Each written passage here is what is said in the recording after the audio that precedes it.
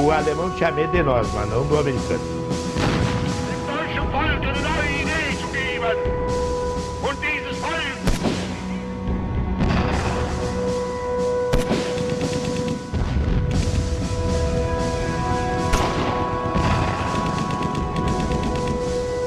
O brasileiro brigava mesmo.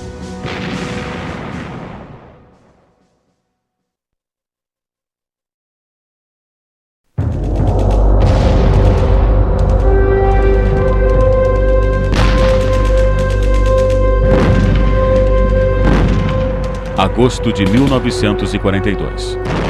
O Brasil entrava na Segunda Guerra Mundial. O presidente Getúlio Vargas declarava guerra à Alemanha e aos países do eixo, entre eles a Itália fascista de Mussolini.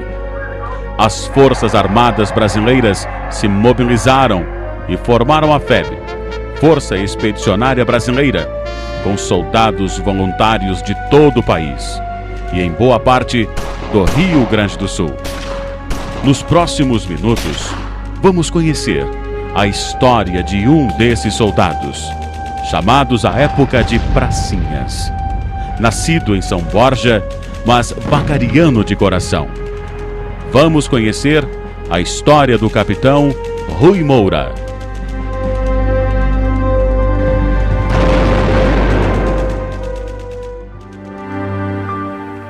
Morava em Santiago, do Boqueirão. Fui servir no 1º Batalhão Ferroviário. Tinha 19 anos. E o batalhão foi transferido para Bento Gonçalves. E uma manhã, o coronel comandante Júlio Limeira da Silva botou o batalhão em forma e fez uma explanação do que estava acontecendo na costa brasileira, com os afundamentos dos barcos brasileiros, se supunha que eram os alemães, e pediu voluntários para ir para a guerra. E do batalhão todo só saiu eu. Então tinha um barranco alto, o coronel mandou passar lá perto do barranco e olhou na tropa e fez uma pergunta: eu só tenho um homem nesse batalhão? Então, se supunha que era eu, né? Foi o único que saiu, voluntário. Porque quando se tratava de um batalhão de serviço, então só ia voluntário. Aí ele começou a nominar: você aí, fora de forma, você lá, fora de forma. E tirou mais 14 para fazer 15 comigo. Bom, isso era de manhã. O meio-dia ofereceram um almoço no Cassino dos Oficiais e nos mandaram para Porto Alegre. No mesmo dia. Chegando em Porto Alegre, no outro dia comecei as inspeções de saúde, que foi ministrado por 12 médicos. E os aprovados foram mandados no outro dia ainda para o Rio de Janeiro, num navio de carregar porco. Não tinha beliche, não tinha cama, não tinha nada. Vamos dormindo no ferro. Passamos por Rio Grande para pegar mais um efetivo e fomos para o Rio. Tivemos 6 dias de viagem. Chegando no Rio de Janeiro, nós fomos lá para o Morro do Capistrânio, fomos acantonados lá 6 batalhão. E ali começamos a receber instruções para ir para a guerra.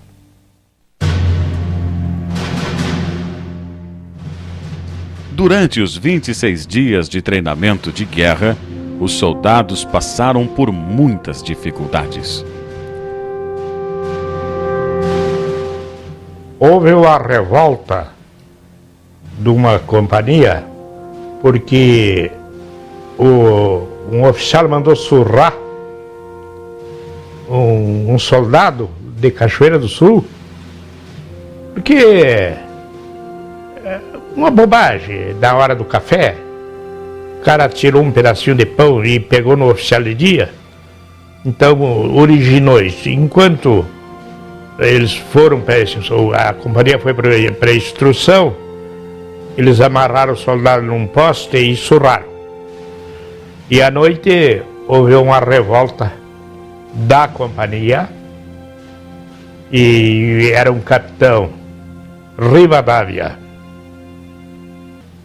que comandava aquela companhia, e ele não pôde acalmar o pessoal. No outro dia houve a revolta, né, e eles tomaram conta do quartel. O ministro do Exército, era o Dutra, teve que ir lá no acampamento para procurar acalmar. Mas aí já eram 6 batalhões que estavam revoltados. Então ficou difícil para o ministro. Aí passou-se mais um dia, veio a ordem de embarque. No dia 15 de maio de 1944, os primeiros 9.000 pracinhas embarcaram para a Itália, rumo ao porto de Nápoles, em um transporte americano. Sua missão seria combater o exército alemão que ocupava o país. Tomamos o navio no Rio de Janeiro, o navio de transporte de guerra americano, General Meigs era o nome do navio, um navio muito confortável. Tivemos a visita do Getúlio Vargas se despedindo de nós lá no porto e viajamos. Na frente, mais ou menos a 10 ou 15 quilômetros, viajava um Zeppelin transmitindo em alfabeto Morse todas as alterações, e de lá ele comandava tantos graus à direita, tantos graus à esquerda, voltar, enfim, ele comandava de lá por o alfabeto Morse. Quando chegava às 6 horas da tarde, dava recolhimento do navio, então todo mundo ia para os compartimentos. Eu, por exemplo, ficava a 25 metros de profundidade num compartimento lá. Era muito quente. Tinha o sistema de ar, era bom. Eu tinha que tirar a roupa e me deitar na frente de um ventilador daqueles, e para poder refrescar todo o corpo, porque não podia, só era permitido tirar o capacete. Nem o coturno não podia tirar, tinha que dormir fardado. Tinha os beliches, né? Então o cara ficava ali, fardado. Qualquer emergência, o cara não tinha demora. Bom, nós ficava até às 6 horas da manhã, lá dentro, não podia botar a cabeça para fora, ficava tudo concentrado lá. E não podia fumar, aquelas coisas assim, né? Depois vinha a ordem de abandono do navio, ali, sair lá do porão, né?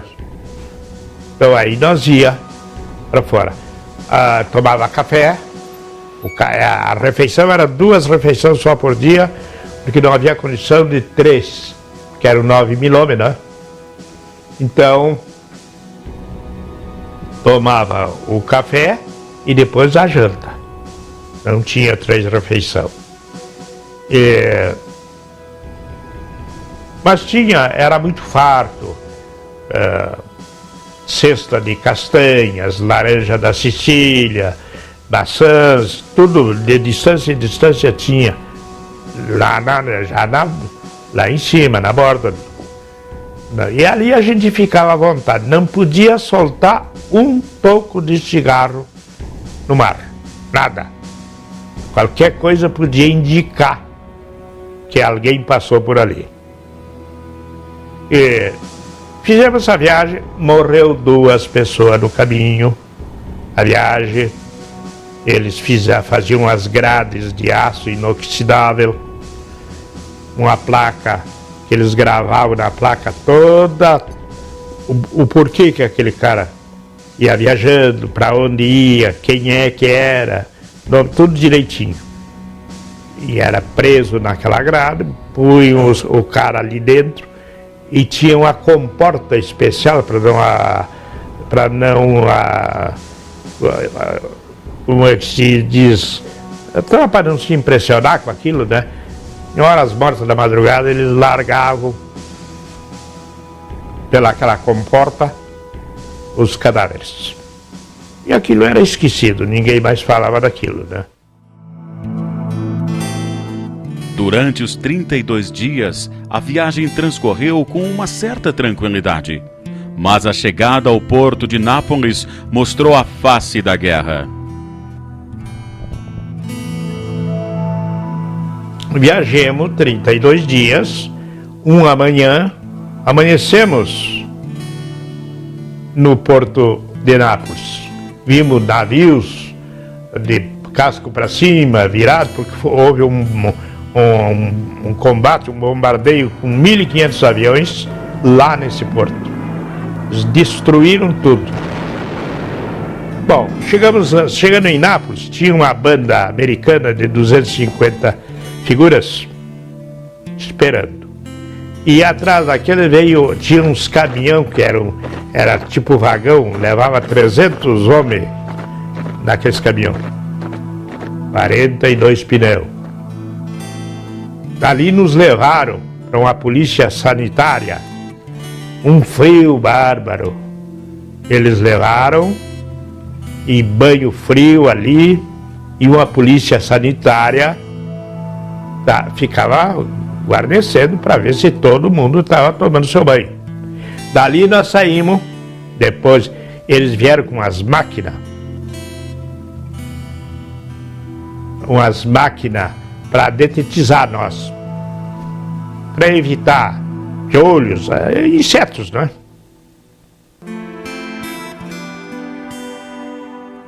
Ali receberam pela primeira vez os pacotes com a comida de guerra.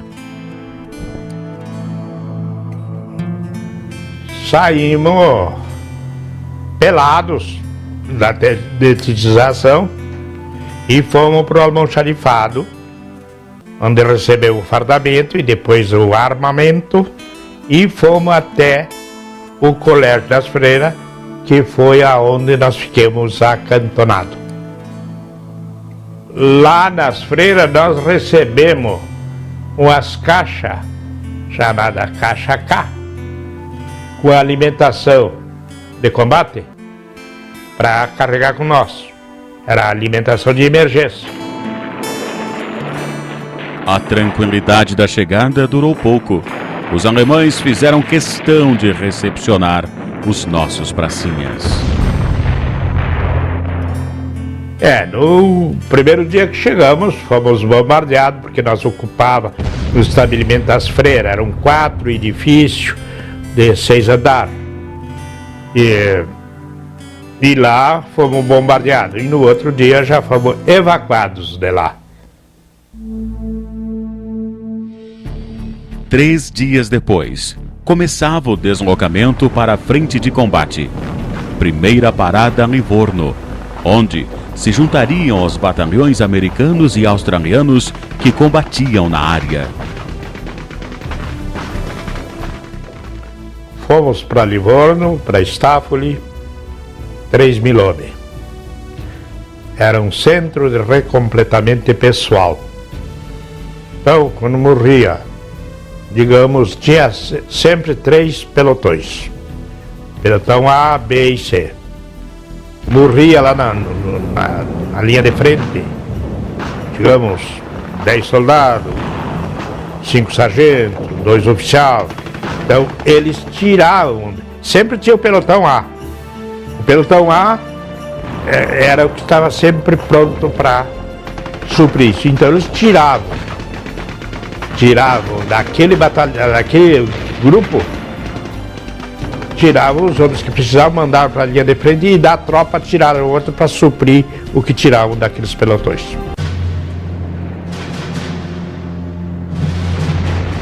Em Estáfone, eles partem para o batismo de fogo e o Brasil entrava de fato na guerra. Encostou as viaturas que nós ia embarcar, né? Ordem de embarque, embarcamos. Depois que estava embarcado que recebemos a notícia e a ordem de combate. Aí seguimos em direção a Metalhar. Chegamos lá, tomamos posição, ficamos uns 3 dias sem ação. Estava lá, e a alimentação nos campos de batalha, nós ficava dormindo lá, tudo, sem combate. Até que os alemães entraram. Aí começou o combate, veio a ordem de combater. E começou o combate. Não perdeu muita gente, mas eles perderam bastante. E ali aquela refrega de combate durou mais ou menos 24 horas. Para a gente poder examinar, vasculhar, para ver se realmente não tinha mais inimigo. E depois seguiu as ordens de outros lugares, e postando viaturas e nos levando para cá, para lá, e cada lugar que existia um movimento de combate, nós era chamado, ia tomar posição, né? Atacando o inimigo, para não tomarem posição em lugares que faziam falta para nós. E, enfim, era mais ou menos isso aí. A sensação de abrir fogo contra o inimigo fica marcada na alma. A sensação, quando a gente está com a arma em punho apontando para alguma direção, o objetivo é eliminar o elemento que está nos ameaçando e ameaçando outros. Então, a sensação é matar. E esse negócio que depois que mata e tal, tem alguma reação? Não dá nada. O convívio com os soldados americanos começou de forma difícil. Os americanos nos consideravam sub-raças. Eles nos tratavam com uma certa indiferença. Quando eram pretos, nós acampávamos de um lado da estrada e o preto do outro lado. Não podia estarem juntos. Eles subestimavam nós. Tinham medo de nós. Entre as batalhas, as provisões eram fartas e surpreenderam os soldados brasileiros. O trato, eles davam mais ou menos igual. Nós recebia 15 carteiras de cigarro por semana, 15 latas de cerveja, 1 litro de uísque, toda a semana. Então, quando eles botavam, iam distribuir o cigarro, houve alguma coisa que nos deixaram um pouco envergonhados. Porque o americano chegava, quantas?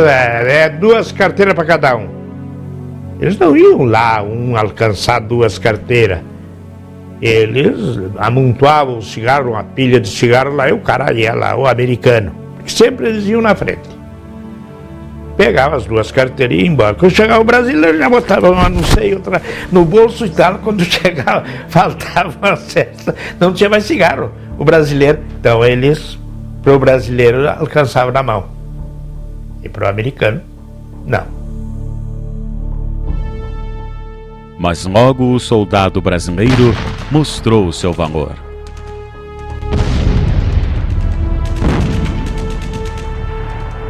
diversas vezes que tomemos cidades e tivemos entregar para eles, e o alemão descobria que era eles que estavam, ele tocava eles e nós tínhamos que voltar para tomar a cidade de novo.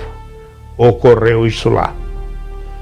E o alemão tinha medo de nós, mas não do americano. O americano eles não tinham. Os brasileiros eles diziam: o brasileiro é louco, ignorante ou de coragem. Eles não sabiam o que era. Nós avançava muito neles. O brasileiro brigava mesmo. Durante a guerra, o pracinha brasileiro estranhou muito a comida enlatada americana. Mas aí entrava o jeito do campeiro. Já promovido a sargento, o seu Moura providenciava uma boia tipicamente gaúcha. A comida 5 dias por mês era brasileira. A gente tinha aquela pressa enorme que chegasse o dia 25. Então vinha a nossa boia aqui, nosso feijão, nosso arroz, nossa carne, tudo aí. E os outros 25 era boia americana. Aí à noite eu convidei 2 sargentos, porque à tarde eu descobri as ovelhas, estavam lá num curral. E eu investiguei bem a casa do italiano e tal, tinha uma porta para os fundos, uma porta para frente, e convidei o sargento. Um já saltou: o que é? Vamos fazer? Não faça pergunta. Sabe que não pode fazer pergunta? Armado? Não pode andar desarmado. Vamos embora. E seguimos. Chegamos lá no local, eu botei um na porta à frente e um na porta dos fundos.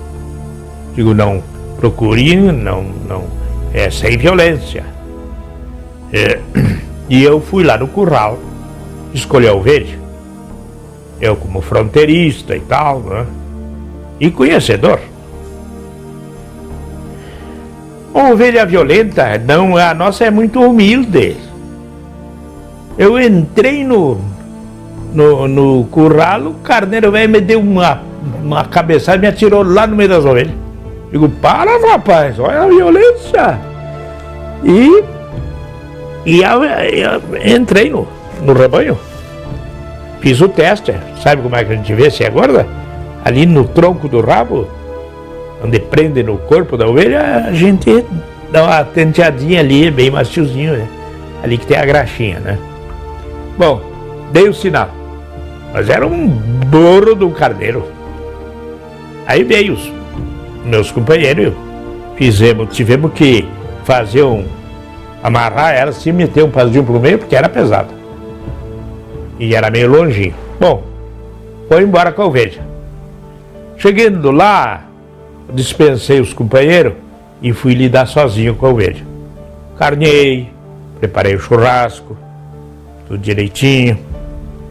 No outro dia tivemos que juntar galho de pinho, esses pinho ilhote, que era a lenha que tinha, era só essa, para fazer o fogo. E convidei o coronel Mário Travassos, ruim que era o mesmo, lá de Bagé. Ele comendo, digo: agora não tem mesa, coronel, é campal. Ele comendo, de pé, caminhando, e ele deu um corte e disse: Moura, onde é que tu arrumou essa ovelha? Comprei, coronel. Aí ele deu um segundo corte. Se engraçado, não tem gosto de ovelha comprada.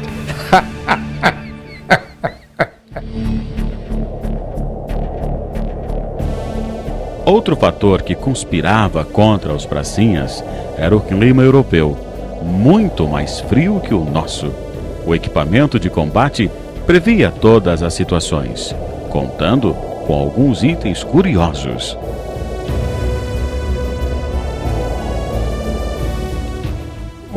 O frio lá era rigoroso. Caía neve às vezes 15 dias consecutivos. Tanto é que as casas, a madeirama do telhado era trilho de estrada de ferro para poder suportar o peso da neve. Eu tive, por exemplo, a 22 graus abaixo de zero. A nossa roupa lá era de muito boa qualidade, porque nós usava fardamento americano, calçado americano, carregava na bagagem. Porque nós carregava todo o material que nós dependia. 3 sacos. Um saco era para morrer. Era o saco de morrer, que eles chamavam. E faziam o exame de fardamento e sempre davam falta do saco, pagavam o outro. Porque eles não eram de andar descontando e nem nada. E um saco impermeável, para quando tinha chuva, e um saco de lã, botava um dentro do outro, para se aquecer, que era realmente muito frio. Quando estava caindo neve, que era a maior parte do tempo que caía, de tempo em tempo a gente tinha que sair de dentro do saco para mudar de lugar, para não ficar soterrado. Senão a gente, quando via, estava soterrado, né? Então, saía, trocava o saco de lugar. Eu já sempre botava o meu numa posição estratégica, um lugar mais alto e tal. E consegui tolerar bem o frio. O frio acostuma. Outra parte da força expedicionária que marcou época na campanha da Itália foi a FAB, Força Aérea Brasileira.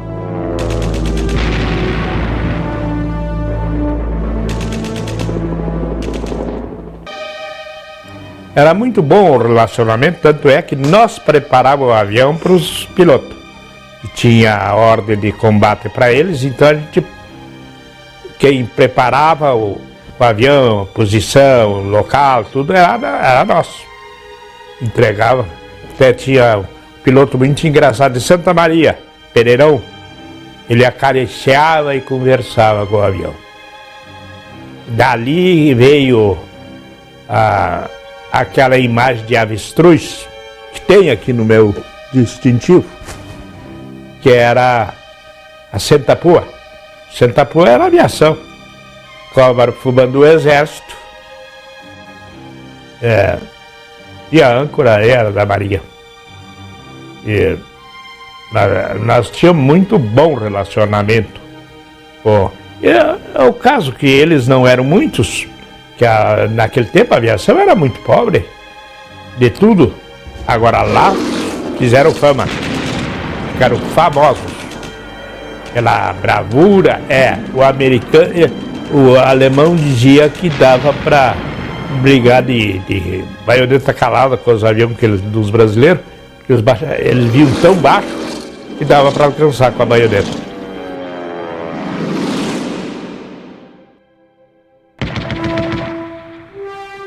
Com a forte atuação dos pracinhas na Itália, os alemães se obrigam a recuar para posições fortificadas em castelos, situados no alto das montanhas, dando início a uma série de batalhas que ficaram conhecidas como a Guerra dos Castelos.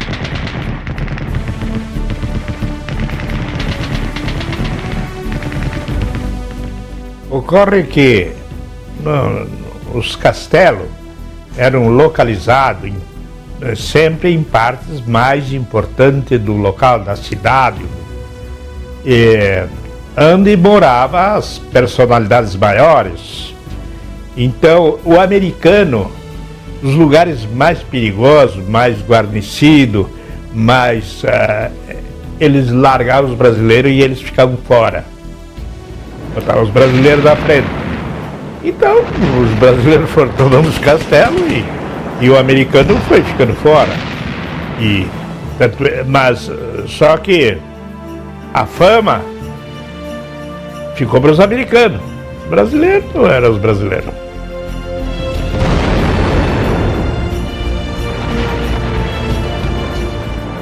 Na época, o já-tenente Moura participou de várias dessas batalhas, inclusive da mais famosa delas, a Batalha de Monte Castelo.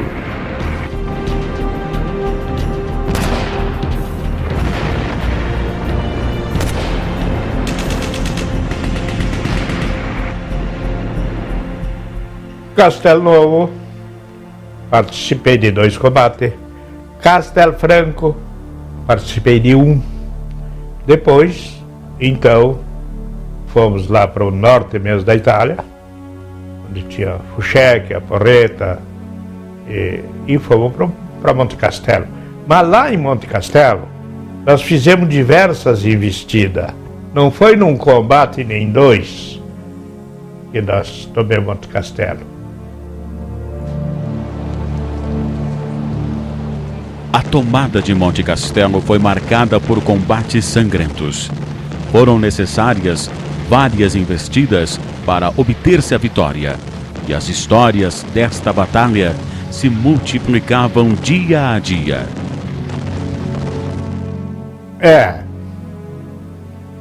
Tinha na cabeceira de uma sanga um alemão só, escondido lá, e cruzou uma escolta brasileira, e por teimosia, porque nós não podíamos atravessar, por exemplo, essa rua aí, nós não podíamos atravessar essa rua em 2 ou 3 ou 4 ou 5, nós tínhamos que rastejar, atravessar a rua, se deslocar de lá ou para cá, e depois entrava outro, porque um inimigo não dá um tiro por causa de um soldado, mas um grupo ele não. E eles mataram a escolta brasileira de 13 homens. Um só alemão. Mas aí nós tínhamos a retaguarda, entremos, se tínhamos lugar e peguemos o alemão. Então nós reunimos diversos contingentes para formar o grupo para tomar Monte Castelo. Fiquemos mais ou menos uma semana em conferência, naturalmente com as autoridades maiores lá, para que tinham condições de dar palpite, né? O soldado não entrava disso. Então, porque era diversa investida, nós perdemos muita gente lá. Então, chegamos à conclusão: usar 3 batalhões. Um pela esquerda, um pela direita e um pelo centro. E subiu o morro. Foi como nós tomamos Monte Castelo. Aí deu certo, porque os alemães já não tinham mais condições de ataque. Faltou combustível, faltou alimentação para a tropa e faltou munição. Estavam sem nada lá.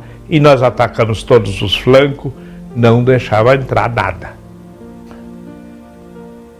E muito ruim de caminhar. Dia de chuva, então, era um inferno. O que os alemães faziam? Deixavam nós subir até a metade. E depois derrubavam. Nós já subia de arrasto dele, rastejando. E para descer bem mais ligeiro. Porque eles eram tremendos. O soldado alemão é um soldado, além da coragem que tem, da crença, daquilo que eles querem ser, eles são terríveis. E aí conseguimos subir. E o castelo, ele tem um lado que circunda, né? Mas circundando ele, tem a entrada lá da frente e tem como entrar reto também. Mas aí é brabo. Para quem tem um ataque lá em cima, não é ponto estratégico.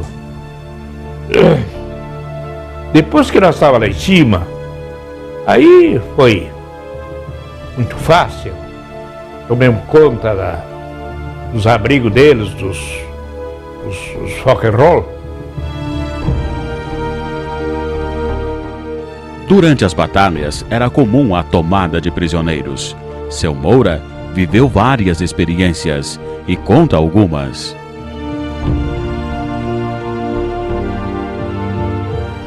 Bom, as prisões eram constantes, porque sempre num combate tem prisioneiros, não é? E os nossos nós ficava com eles tantos dias ou tantas horas e entregava para os americanos. Os americanos que eram os carrascos dos prisioneiros. Eu ia indo de Estáfilo para Ponte Capiano e numa clareira de mato eu me encontrei com um grupo de alemães e eu estava sozinho. Então tinha que... Mas fiz gesto de que tinha mais gente perto de mim. Fiz gesto que ia chamar o pessoal. E os alemães se entregaram. E eu não matei os alemães, nem eles me mataram. Parece até que tinham vontade de serem prisioneiros mesmo. Eles estavam sofrendo muita falta, muita judiaria, o posto mais perto. Foi entregue lá e deram um jeito neles. Com a sequência de vitórias, o fim da guerra se aproximava. E é justamente nestes períodos que as cenas mais humanas acontecem. Então, a ocasião, eu estava comendo uva. Eu e um tal de Adão Minucci, lá de Jaguari. O Parreiral era um terreno assim. E lá embaixo tinha um riacho. E lá no meio do riacho, uns 20 metros mais ou menos da borda do rio, tinha um alemão pelado, fazendo a barba. Um espelhinho lá e ele... E eu me aproximei um pouco, de repente ele me enxergou no espelhinho. Eu vi quando ele parou de puxar a gilete, me enxergou. E eu estava pelado, mas eles eram tremendos. E já enxerguei em cima do barranco a roupa dele, o material dele. Aí o Minucci queria dar um tiro no alemão de lá. Digo, não, deixa o alemão. Aí cheguei, mandei o Minucci ficar cuidando do material dele e cheguei até a barranca do rio. Chamei ele. Ele veio muito assustado e me contou a história. Ele disse que era alemão e que ia fugindo para ver se tinha a sorte de alcançar, de ver a família dele mais uma vez. Tinha tantos filhos e tal, e coisa. Muito bem. Aí eu mandei examinar o material dele lá para ver se não tinha. Descarregava muita granada, muita coisa. Pistola Luger eu tinha. E mandei ele embora. Pelado. Não deixei ele levar a roupa. Foi embora pelado. E de certo alcançou a família. No avanço para o norte, o tenente Moura conquista uma medalha por um motivo inusitado. Então, a gente viajava de noite, luz da frente do carro apagado, mas atrás do para-choque tinha um mastro de ferro, uns 4 metros mais ou menos de altura, e na ponta tinha uma luz vermelha virada para trás, que era para a tropa que fosse atrás ver nós, né?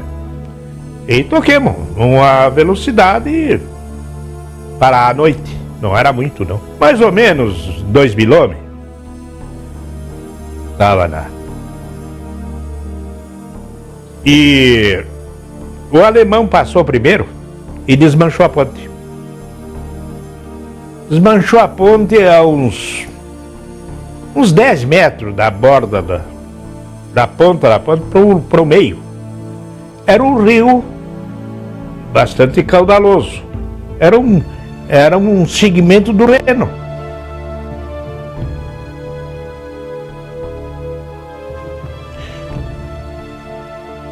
Eles desmancharam a ponte, Eu, quando vi, o carro ficou leve,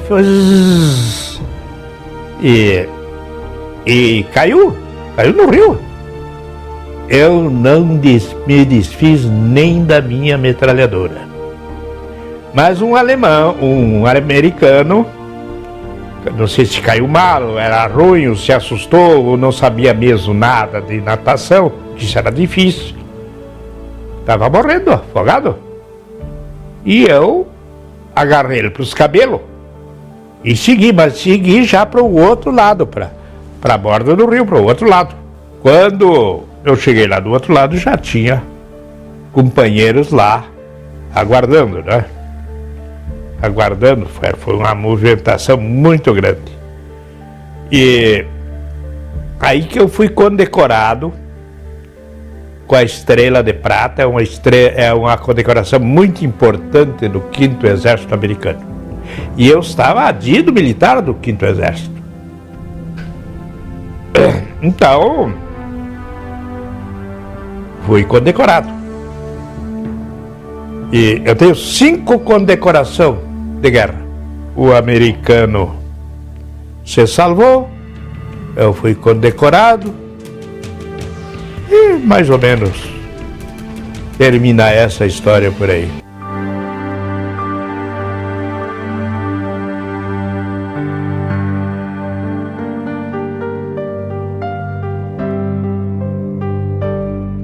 Além das medalhas, seu Rui traz outras marcas da guerra. Em uma noite, um ataque inesperado faz o pracinha sentir a dor de um ferimento. Era uma noite e fui atingido. E nesse dedo aqui, que este couro aqui veio parar aqui, e foi de encontro à coronha do fuzil, e eu não vi, continuou o combate. Mas eu depois comecei a sentir aquele calor na mão, e tá, aí eu olhei, minha roupa estava lavada de sangue. Aí que eu vi no dedo, aquele jeito. Já rasguei uma camisa, já fiz um curativo. Nós usava na cinta um curativo de emergência, com medicamentos muito fortes. Aí eu usei, fiz o curativo e logo me levaram. Eu estava lá no norte da Itália e eles me levaram para Nápoles. Não é para mais preciso, para Girolamo. E para o 40, lá os hospitais era número, não era nome. Me levaram para o 45 hospital. Aí eles arrumaram, foi uns médicos americanos que fizeram uma ajeitada muito boa, tanto é que este dedo é tudo sarapicado, porque foi um estilhaço, né? E este aqui então ficou meio torto. E no inverno me dói muito.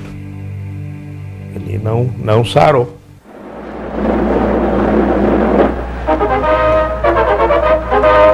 Amigo ouvinte, aqui fala o repórter Esso, testemunho ocular da história. Terminou a guerra, terminou a guerra, terminou a guerra.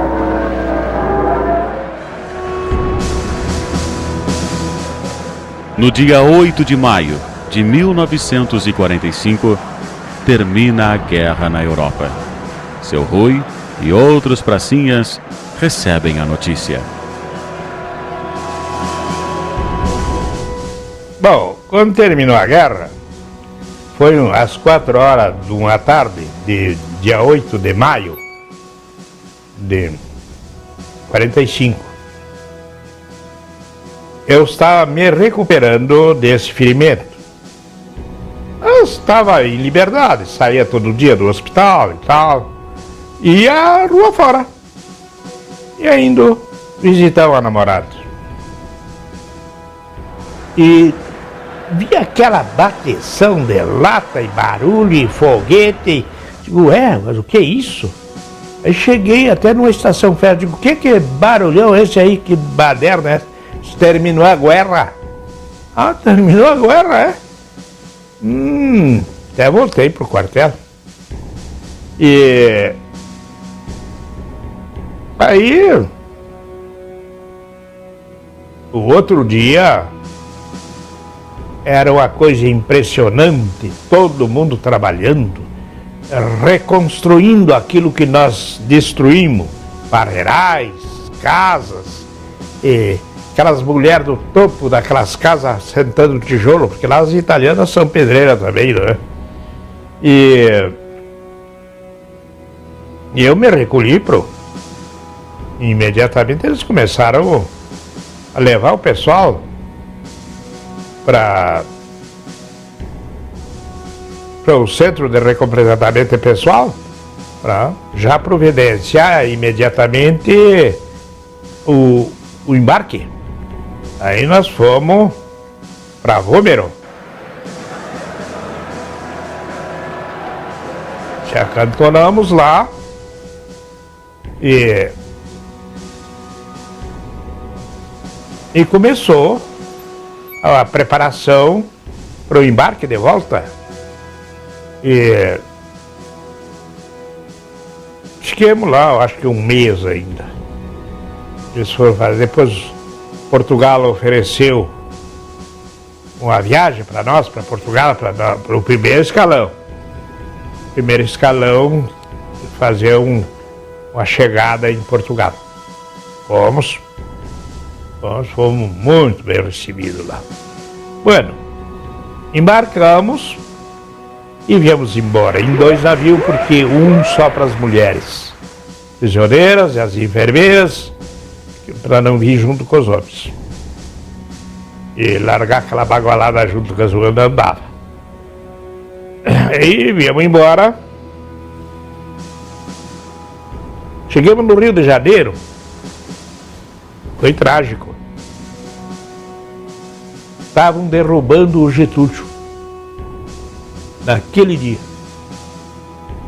Eles, como nós eram uma tropa treinada e em condições de ataque, botaram nós, não. Levaram nós do porto, levaram nós em forma, a pé, para ir tomar posição nos pontos estratégicos e mais importantes do Brasil. Eu, por exemplo, me botaram na central do Brasil. Aeroporto, estações-fera, tudo aproveitando a tropa expedicionária. Mas aquilo foi rápido. Uns 2 dias estava resolvido. Aí ficamos lá, recebemos a documentação e tal, e passagens, liberaram. O mínimo os que iam continuar, liberaram um prazo para voltar, e os outros liberaram já definitivo. Passados 60 anos da Segunda Guerra Mundial, o país não esqueceu completamente de seus pracinhas. Ocasionalmente, alguém lembra desses heróis. Bom, depois que dessas ocorrências, eu fui homenageado algumas vezes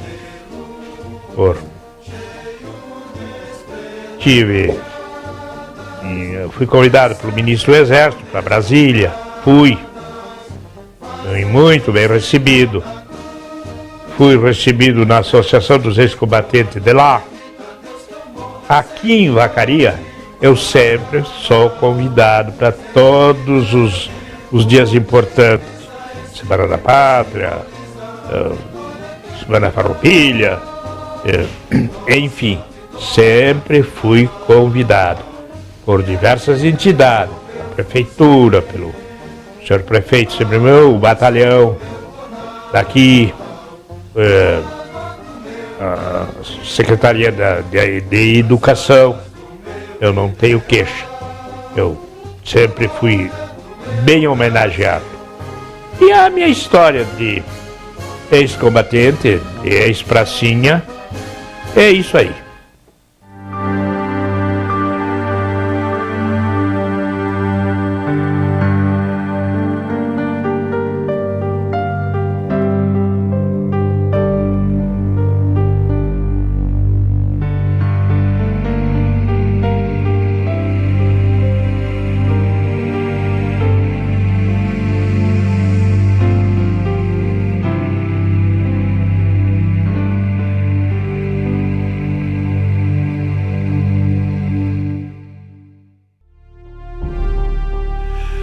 Há dois medos. Há um medo de morrer e há um medo de matar. O medo de morrer todo mundo tem. É instintivo, é natural. O medo de matar, as pessoas mais sensíveis têm também. E no grupo tinha isso. Tinha o medo de morrer, que a gente sentia, que a gente chama de receio, e que a gente sentia principalmente quando começava a missão. Taxiando para o começo da pista, para começar aquela missão, atravessar aquelas montanhas, ir para o lado de lá, o que vai acontecer? Eu vou morrer, vou ficar prisioneiro, etc. Mas depois passava.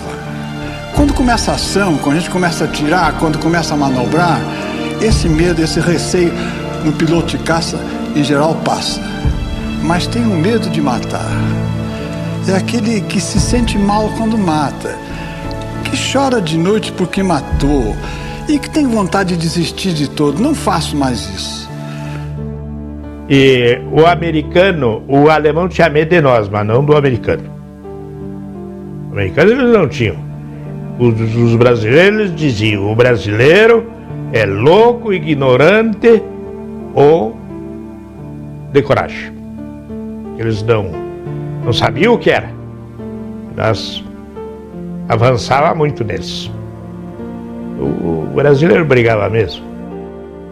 E de repente soou no microfone: The war is over. Quer dizer, falando em inglês, a guerra terminou. E eu vi muito marmanjo se debulhar, chorar.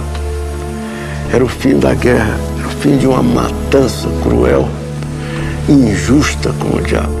Sì, è meraviglioso aqui, però quando io incontro i veterani da Airborne sono legali, ma come sono legali i miei veterani da PEVI? Tutti parlano, molti anche in Brasile parlano: ah, la guerra na Italia a fine era come si dice, bugie, non è verità. La guerra in Italia era terribile, frio, neve, granada, minas, e l'alemão che teneva 6 anni di esperienza. Liberarono Piacenza, Susa, Torino, o americano o inglese, bruciarono tutto a fine della guerra.